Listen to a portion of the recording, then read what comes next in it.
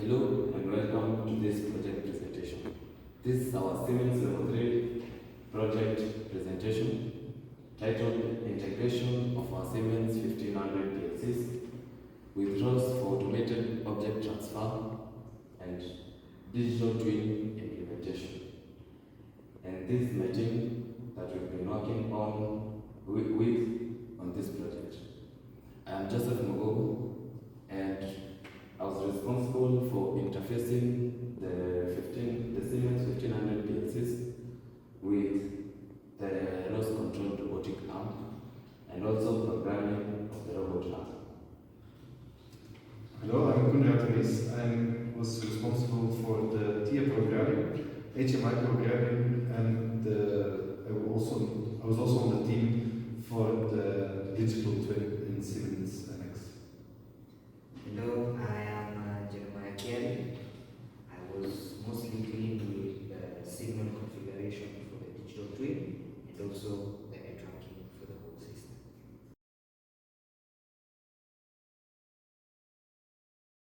This is our whole system. What we actually will do is we start the system. The slider goes out. There's a piece detected.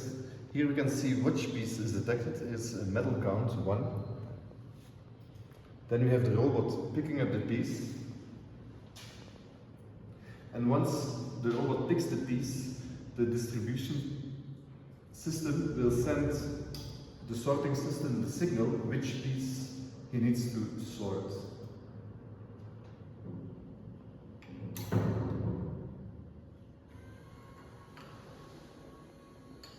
This is the metal piece.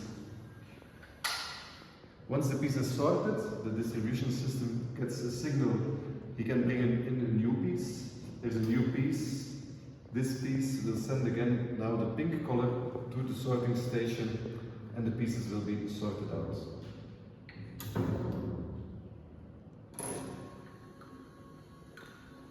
If we have a closer look at the HMI, we can see if a part is sorted. In the home screen, we can have a total count and how many parts are sorted.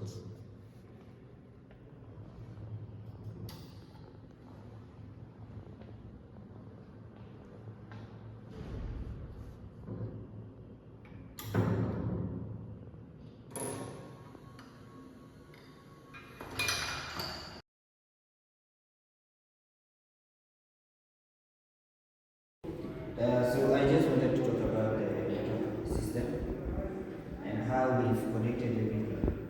So first, I can start with, we have a PLC, a computer that we use to track the signals that are running throughout the entire system. Then we have this PLC is used to control the sorting station. We also have now the HMI. We then go to the distributing PLC, and those 4 components are all connected through this scalar switch, and the scalar switch is then connected to a network switch on which we have connected the control box for the robotic arm and the computer that has the ROS nodes that are used to control the robotic arm. On the same, we are also connected to now the computer that contains the digital twin of the system. So that is the network of our system.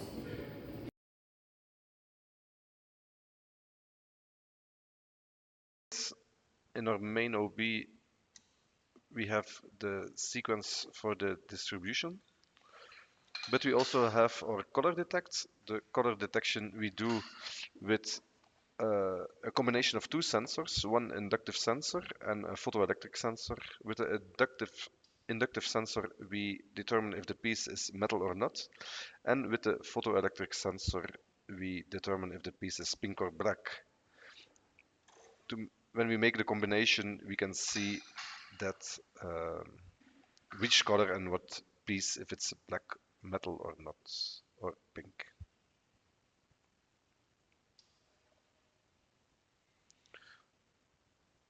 For the sorting PLC, we have the same thing. We also have our main OB.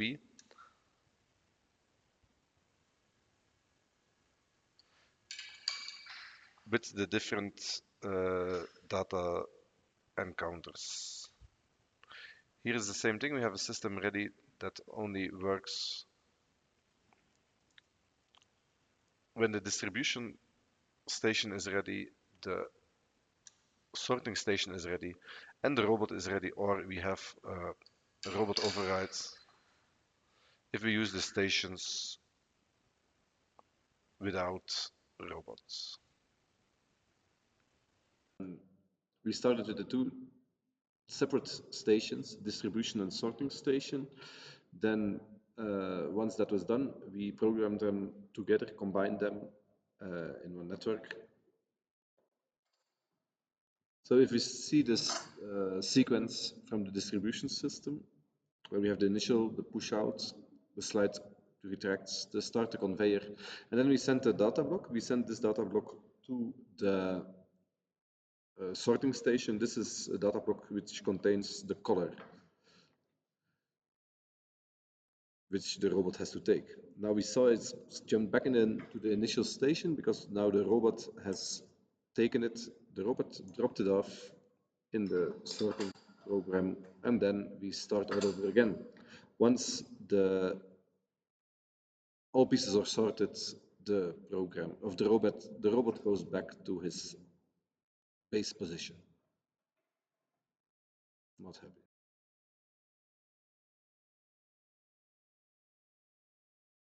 While using this OPC UA communication protocol, we first began by hosting the OPC UA server on the distributing PLC.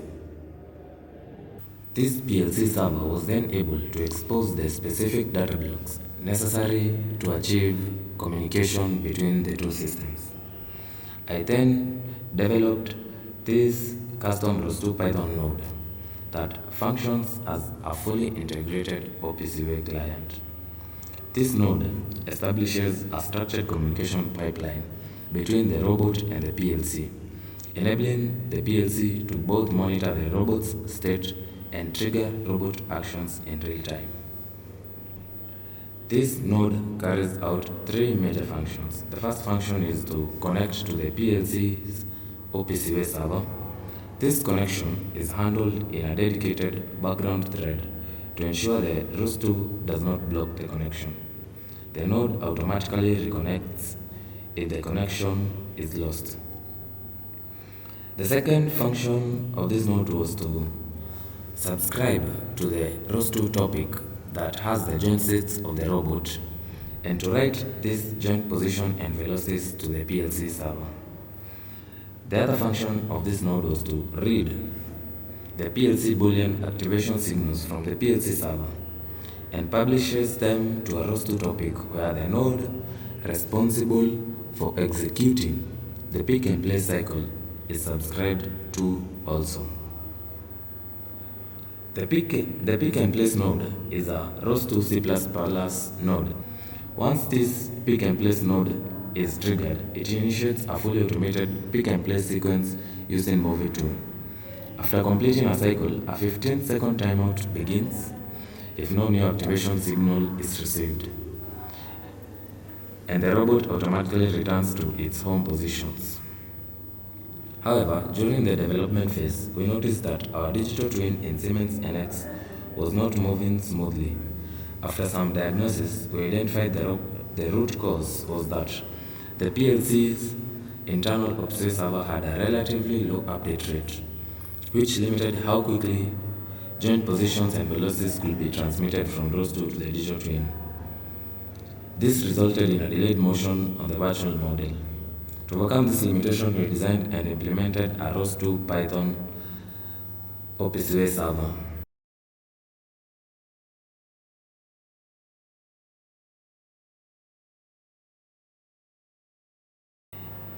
And with this approach, the robot's real-time joint angles and velocities are written directly into a high-frequency OPC UA server running on the ROS2 side, completely bypassing the PLC for twin visualization data. This significantly improved the data refresh rate available to the digital twin, allowing it to access joint states almost instantly. And as a result, we managed to achieve the smooth and continuous movement of the digital twin, perfectly synchronized with the physical robot. To start these nodes, we first begin by launching the move it node for our specific xArm7 robotic arm. We then start the update planning scene node that updates our planning environment so that our robot can be able to generate a collision-free path that our robot can be able to follow. Here we start the planning scene node. We then go ahead and start our ROS2 based OPC UA server. And then we start the pick and place node that carries out the pick and place cycle. And then we start the node responsible for connecting the ROS2 and the PLC server. And with that, we have started our entire system.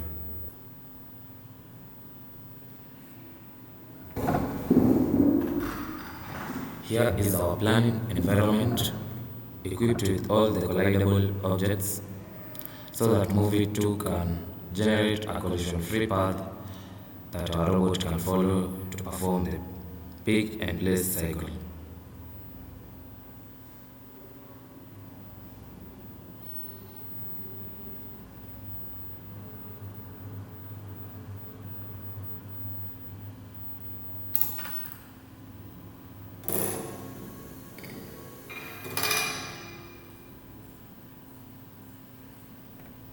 After performing the cycle, the robot, after 15 seconds of inactivity, goes to home position.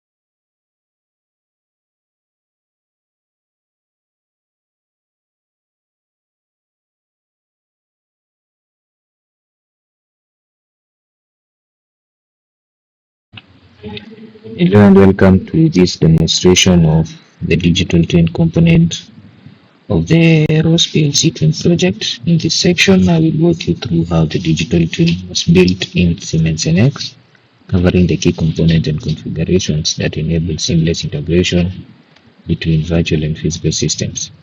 Let's start with the foundation. Each component in the model has been configured with rigid bodies and collision bodies. So this is like the collision body tab. While collision bodies, this is crucial because rigid bodies define the physical properties and mass of each component, while collision bodies enable the simulation to detect interactions between objects. Without proper collision detection, workpieces would fall through the conveyance and would not even be able to operate the robotic arm. For workpiece handling, we've implemented an object class. So this object class is what creates the workpieces. It's what creates these workpieces.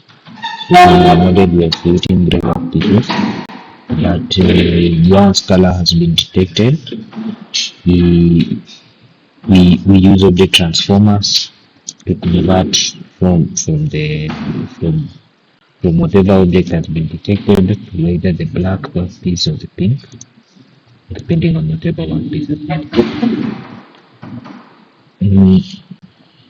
So additionally, we also have a base This base has been configured as an object sink and acts as a safety net, catching out pieces that might fall during operation, preventing them from dropping infinitely and keeping the simulation stable. The robot arm uses hinge joints to replicate rotational movement of each axis, while the grip employs sliding joints for the open and closed motion. We also, to ensure the gripper functions properly with long pieces, we've configured it using the finger gripper option in the runtime behaviors. This gives us realistic grasping mechanics. This gives us that so that we can be able to hold and release objects appropriately. Moving to the signal architecture, we've set up 3 signal adapters with corresponding symbol tables, one for the distribution, one for the robot, and one for the sorting. In the signal connection section, NX is actively subscribed to 3 OPC UA servers: the distribution PLC, the robot PLC, and the sorting.